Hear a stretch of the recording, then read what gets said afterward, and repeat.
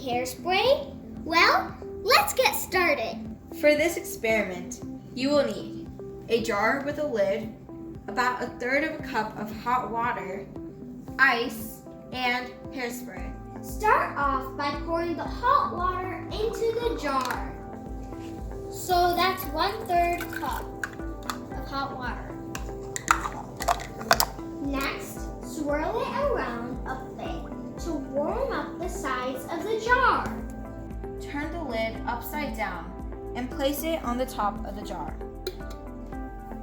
Place several ice cubes onto the lid and allow it to rest on the top of the jar for about 20 seconds. Remove the lid quickly. Spray a bit of hairspray into the jar. Okay, and now place the lid back on. And replace the lid with the ice still on top. Watch the cloud form. 12 seconds later. Okay, so I see a bit of the cloud form. When you see a good amount of condensation form, remove the lid and watch the cloud escape into the air.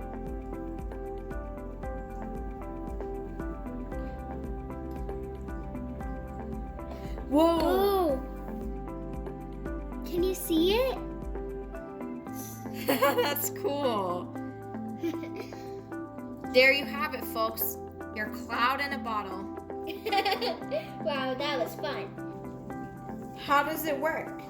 When you add the warm water to the jar, some of it turns to water vapor.